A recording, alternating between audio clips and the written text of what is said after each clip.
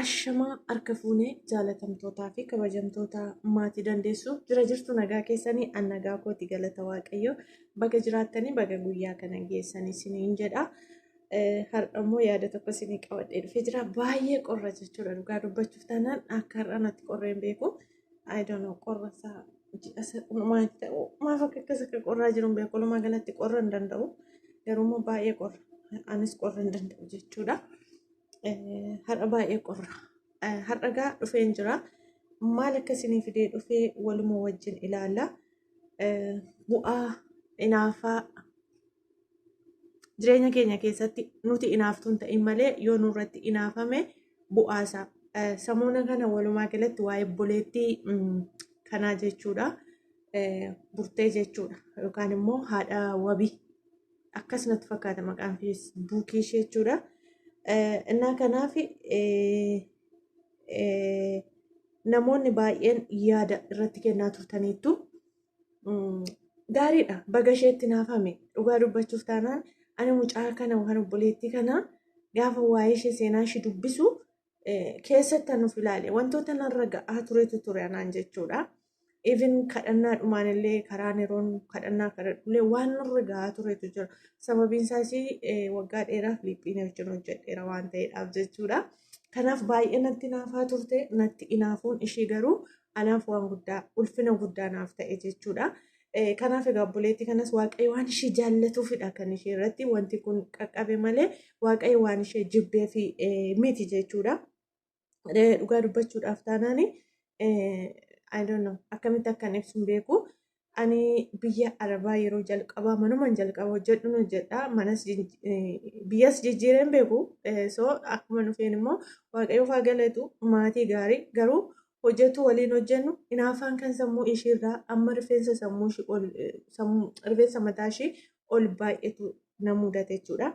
Akka carraatee jalqaba yeroo dhufu intala baalee gobbaa tokkotu ture jechuudha. Guyyaa 20 waliin hojjenne almost guyyaa 15 akka turbe lama guyyaa 15 waliin hojjenne ishee wajjiniin isheen hin deemte isheen kun ani dhufee guyyaa 12tti dhufte Filiippiinittiin jechuudha. Innaa baay'ee tokko dhugaa dubbachuuf taanaan seenaa darbe waan ta'eef gaafa seenaa obboleettii kanaa burtukaan kana dhaga'u achi keessatti nuuf yaadadhe baga isinitti naafame namoonni baay'een eenyumti keenyayyuu miidhaa akkasii gola keessaa hin dhabnu ta'a. Dhugaa dubbachuudhaaf taanaani maal akkanarraan ga'aa turte mee turtiin keessan anna waliin haa ta'u ilaalla jechuudha. Akkuma kana namoonni haaraa taatan sabiskiraayibii godhaa laayikii godhaa yoo isinitti hin tolle immoo gochuun hin danda'ama jechuudha. Akkuma kana yaada keessan naaf barreessaa jechuudha. Maal na goote seetani obboleettiin kun waaqayyo ishee eebbisu dhugaa dubbachuuf taana waaqayyo ishee eebbisuun jedha dhallee lafa isheen jirtutti. Jalqaba akka dhufteen wantoota isheen irratti miidhaa isheen irratti geessisaa turte irraa kaasee isiniif hima. Ani yeroo sana xiqqoodha baay'ee jechuudha. Umuriidhaanis xiqqoodha bifaanis ta'e yookaan immoo qaama furdina qaamaatiinis baay'ee qal'oodha. Umuriin koos baay'ee xiqqoodha waan ta'eef meetiin akkana jettee turte akkuma dhufeen bakka haraam jechaa turan jechuudha. Obbolaan ishee warri ishee hundiyyuu garuu hojii immoo waan natti kenname nan hojjedha. Kanaaf na jaallatan. Umuriin kee xiqqoodha. Umuriin paaspoortii kee irra jiruu fi umuriin fiizikaala kee irratti mul'atu waliin gitu jedhanii ani hojjechuun barbaadan jedheen hojjechuuf hin waan ta'eef hojjechuun barbaadan jedheeni isaan booda intala ishee afaan Oromoo beektu sanatti himanii jechuudha. Niitiin nyaata otoo ciree akkas hin qammasiin akka hojiin hojjenne ta'uu baannaan biyyatti hin gasha jedhiin itti himte ishiin akkana nyaata nyaadhuuf jechuudha. Kaza uumamumaan ta'e immoo biyyumatti illee nasa namni ciree ganamaa nyaatu nyaadhu waan ta'eef asii dhufee sanuma natti ta'e jechuudha.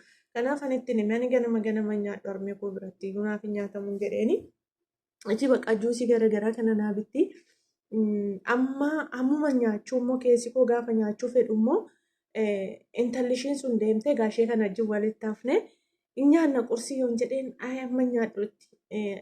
Daashiin dura hin nyaatti ani gubbaa fooqirra hojjedha. Isheen immoo daka kushinaa fi garagadii kana hojjetti. Amma bakka nutti dhagahama nuti Itoophiyaanonni keessatti ijoolleen Oromoo maallaan jedhu kana safuu kana beekna. Osoo isheen hin nyaatiin akkamittiin nyaadha kan jedhu natti dhagahame dhiiseen ol deebi'a gara hojiitti jechuudha. Akka carraa ta'e immoo isheen mucaadhaaf dhuftee ture. Mucaan immoo ijaan argaa jibbite jechuudha. Daa'ima waggaa fi ji'a afurii akkasitti jira. Ijumaan argaa ishee jibbite mucaan ana jaallatte jechuudha. kontiraaktiin ishii waraqaan olii galtee ishii daa'imadha. Garuu daa'imni ijaan argaa ishee jibbite argituyyuu hin boosi jechuudha mucaan ishii jibbite. Even amma maatiin baay'ee na jaallachuu jalqaban jechuudha. Mucayyoon xiqqittiin sun baay'ee na jaallatti. Kan biraadha. Mana fincaanii yeroo qulleessullee balbala isaarra teessi jechuudha. Na jaallachuu na biraa deemuu jibbitee jechuudha. Na jaallachuurraan kan ka'e. Edaa kun ishee inaafsisaa jira intala. Nyaata kana nyaanna jedhee anamma nyaadhu nan barbaachisutti. Achumaan intalli ishiin baalee gobbaa isiniin jedhu kun immoo warra bakkeerraa hojjetanidha waan ta'eef lakkoofsa ishee immoo naa qindeetti. Akka carraa ta'e akkuma dhufeeni ishiin egaa afaan hin beekte waan ta'eef warra ishii bilbila qaboodhani gaafannaan hin jedheeni yeruma sana siimii fi qaafoo ishee xiqqoo bitee naa fide namicha jechuudha. Innaa birrii keessaan dhabu jechuudha. Kaardii amma manaa fidu turanii baay'ee na jaallatan jarri jechuudha. Achi isheetti bilbilee isheenoo nyaata nyaattu maaliin godhanna dhiisi isaan amala isaanii natu beekaati hin beektu isheen dhokattee si dhokattee nyaatti ati sa'aatii si barbaachisetti akka amala biyyaa sana dhiisiiti akka kan keenyaa sana dhiisiiti jireenya asii jiraadhu fudhadhu nyaadhu hin eeginaan jette. Akka carraa ta'e gaaf tokko wanti qodaa sukkuman shiboo qodaatti niqan jechuudha. Wanta ta'e irraatis gadhiisisuuf isa fudhachuudhaan kushinaa deemu. Isheenuu nyaachaa jirti. Akkuma kana cuunfaa burtukaanaa illee godhattee teessee nyaachaa jirti jechuudha. Achumaan rifadheen dugda duubatti deebi'e. Ammas ilaala maallaan jedhu natti dhaga'ame jechuudha. Isaan booda na jibbuun ishii irraatii mul'atuu baatullee ittuma fufaa jira jechuudha. Baay'ee tokko ittuma fufaa jira. Yaada gaarii isaaniitti odeessitu jechuudha. Akkasuma akkasituun jedhu mucaa gaaf tokko ammayyuu anaaf gaaffiidha wanti sun jechuudha. Niitiin yeroo sana hojii qabdee hundi isaanii hojii deemu anaaf ishee fi daa'imtittiin mana oolu. Amma gaaf tokko namichi dhufee ba'e jechuudha. Namichi dhufee ba'ee ani hin argine mana fincaanii keessaa mucaa dhaaffatatti jijjiiretaniin ammuma sana isa iddoo sana immoo qulleessuudhaaf mucayyoo akkana kaa'e. Amma kanatti mucayyoon na biraa gara isheen deemte hin dhabe. Yeroo kan na biraan deemtu jechuudha. Ammuma kana xiqqoo turtee yeroo dhuftu harki mucaa iddoo kana akka waan muramu kanatti ta'eera jechuudha. Amma mucaan beektee himattu baay'een dubbattu zim jettu wayiidha ammoo akka daa'ima arabaa miti mucatee.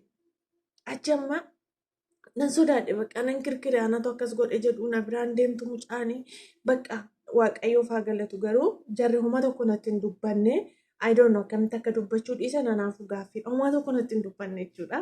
Isaan boodaanis waaqayyoof haa galatu nan dhiise. Achiin booda yeroo hundumaan gubbaa irraati hojii hojjedha akka waan hin taa'u isheetti fakkaata. Caammaa ishee baafattee darajaarra akka kotteen isheen dhaga'ama gaanaan ka'atti fakkaata. Annaa ani uffata nama torbaa kan miicumaa isheen yoo ta'u malee kan tokkos ana ture. Amma isheen suuta jetteetu caammaa baafattee dhufti. Shiitiin immoo yaa waaqayyoon talma kanatti gatii ishiitti naa kennechaa ture jechuudha. Achiitiin booda isheen gaaf tokko hamma kan hin jedhamne dhuftee mana fincaanii teessee daqiiqaa turiin baate jechuudha. Yeroo gad deebitu asiin gadeela akkanatti gadi galagalte jechuudha kufaatii. Achumaan hojii keetiin jedheen niitiin taa'aa jirti saalonii hojii keetiin jedheen achi niitiin maanni rakkoon naan jette. Isheen aannan taa'aa seetee caammaa baafattee ol deemte yeroo hundumaa. Akka waan inni taa'utti ilaaltiin jedheeni achumaan niitiin naan jette jechuudha. Afaan dhiisi naan jette. Okey jedheen nan dhiise. Isaan booda waggaa 2 taa'an biyya gale. Isheenis biyya galtee dhufte. Ani gaafan as deebi'u ishiin hin galtee achi isheenis akkasuma boqonnaa galtee dhufte. Amma gaaf tokko ganama kana gidduutti egaa tokko hin ta'iini baay'ee tokko jechuudha. Namicha nan galagalaan as hin deebi'uufaa jettiin. Maaliif jedha isheen hojii nan gargaartotti isaanitti. Namichi immoo nama baay'ee jechuudha. Nama baay'ee seef godhee nama walqixatti madaalee hojii namaatiin nama madaaluudha jechuudha. Uffata amma kan akkas gootee itti namichi immoo jechuudha. Nana gahan. Achiin booda baay'ee mana hacuucci ture dhugaa dubbachuudhaaf baay'ee jechuudha. Na mucaa faana natu deemaa bakka kennaa garaagaraa naaf kennamaa. Daa'ima wajjiniin immoo yoo isheen ciise man taphadhachuudhaan taphan jaalladha. Walumaa galatti daa'imummaa koorraa yoo kaase daa'imni na jaallatti. Biyyatti illee ijoollee ollaa anatu qaba ture jechuudha. Ijoolleen baay'ee na jaallatti. Innaa isaan booda daa'imni baay'ee na jaallattee yoo iddoo ta'e deeman kennaa naa fidanii dhufu. Amma bakka kun ishii aarse fakkaata. Even wantoonni garaagaraallee akka addaatti naaf godhamu jalqabe soo mucaan bakka taphaa deemte mucaa faana kan deemu ana bakka mucaan sochootu anatu socho'a jechuudha. Innaa baay'ee na jibbite. Even kadhannaallee akkaataan itti kadhadhan kan dhabuu ga'urra ga'e jechuudha. Isaan booda waaqayyoof haa galatu achi gallee yeroo lamaan keenya iyyuu deebineerra gimmaasha isaa isiniin hima gaa'ee isaan booda wanti ta'e wanti ta'e egaa isaan booda waaqayyo ishee haa eebbisu.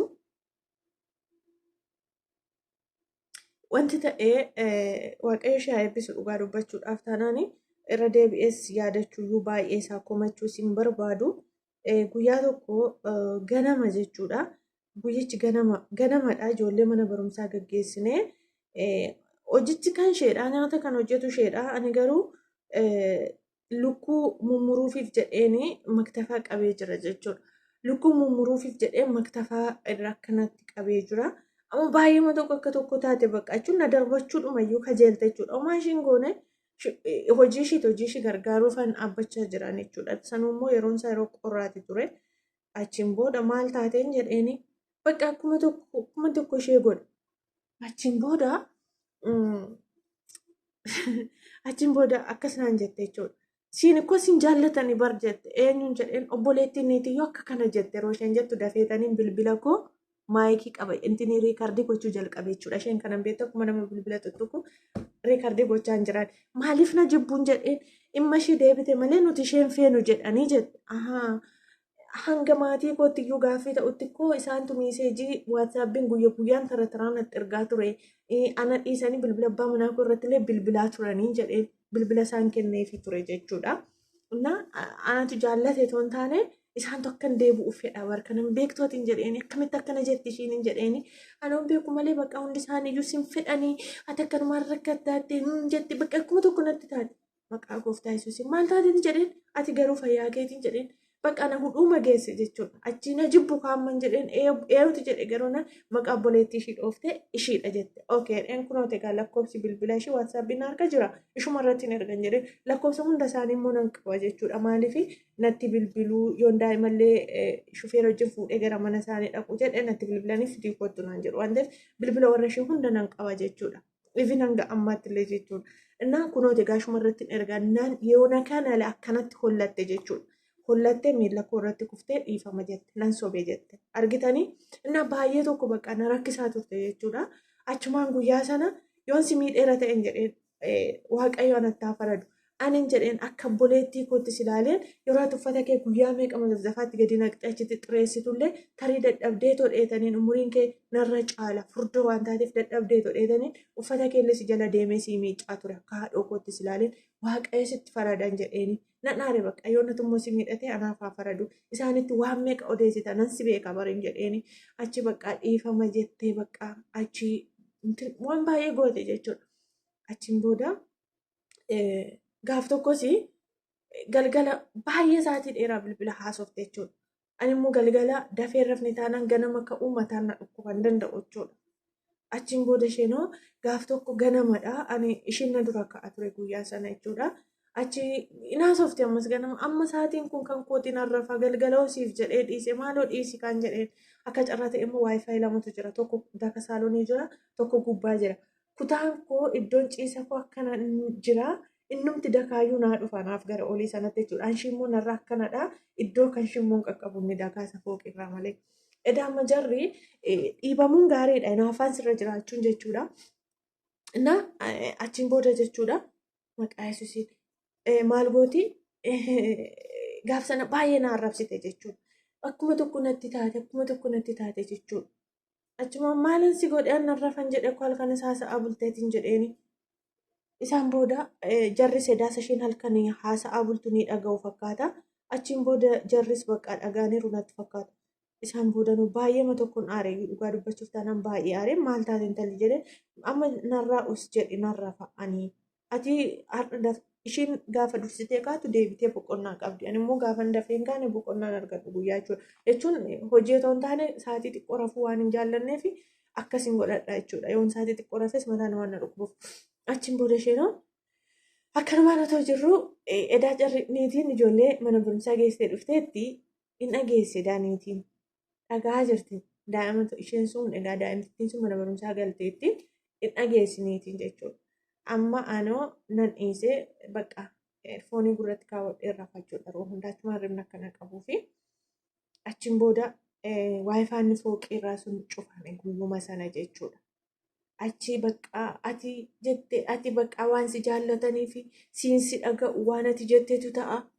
Jetti bakka akkuma tokko natti taate jechuudha. Achumaan maaliif yoon baankiin deemadhes yeruma sana yalla naan jetti niitiin suuqiin deeman jedhes ijoolleen yeruma sana ka'i naan jedhu jechuudha. Kun illee ishii aarsa jechuudha. Isheen garuu si'a meeqatti himteetu kan raawwatamuuf jechuudha. Egaa kanumarraan too jirru dhugaa dubbachuudhaaf taanaan guyyaa sana cufame namicha gaafattee isheen kanatti na jeeqxe ganama isa wal lollu dhageessanii ishiitu na jeeqetti. Ishee moositu bilbila haasa'aa buladhaniini. Ishee moosidha kan bilbila haasa'aa buludhaniini. Achiin booda waayifaan sun achumaan cufame hafe jechuudha kan fooqirraa buqqisan irraati jechuudha jarri. Akkuma kanatti jirru dhugaa dubbachuuf taanaan gaafan ani galullee maatiidhaanidha eerpoortii deemanii kan na gaggeessan jechuudha. Eerpoortii deemanii shaanxaan lama naa kutameetu even tikkeettiin illee qaxxitaa naaf kutama jechuudha.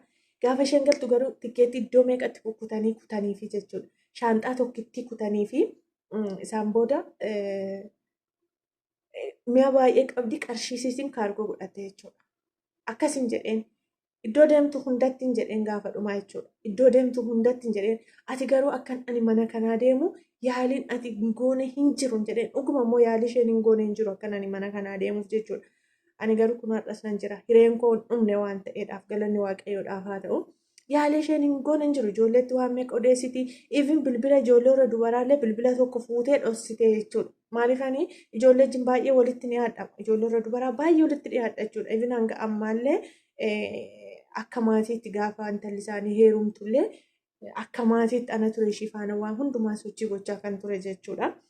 Innaa kanarraan kan ka'e baay'ee inaafti kunillee bilbila fuutee dhoksite akka waan ishee fuudhe jedhanii bilbilli sun booda bakkuma isheen keessee argame jarri hin beeku tonkolii ishee kanaan gaafa galtullee salphina akkasiitti galte jechuudha dhugaa dubbachuudhaaf.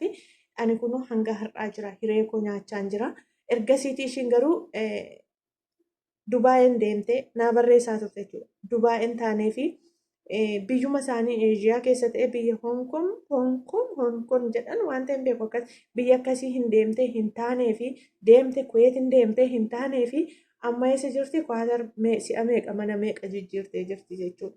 Argitanii yeroo kamiyyuu jechuudha jarri baay'ee hinaafu sobanii kokkolfu malee baay'ee hinaafu dhugaa isinitti hima jechuudha. Sobanis amma fe'ee yoo isin jaallatanii jarri isin jaallatu taanaan akka addaatti waa isinii godhu taanaan baay'ee hinaafu jechuudha. Keessa darba yoo isaan namaaman maarsiin jettee haqi gaafadhu jedhaan ani immoo sagalee makool fuudhee naqi gaafadhu jedhaan akka kanatti na gubaa turte jechuudha. Kunoo ani waaqayyoofaa galata hanga har'aatti hiree koo nyaachaan jira. Isheen garuu iddoo meeqa mana meeqallee seente kana fakkaata. Kanaafuu inaaffaa hin jibbinaa. Namni isinaa gaffa'u, isinaa dhiibu, isinirratti daba haa hojjetu, isin hanga danda'ametti waan gaarii hojjedhaa dhaamsa kooti. Sagalee isinirra dheeresseera dhiifama guddaa kana fakkaata. Inaaffaa hin jibbinaa. Galatoomaa.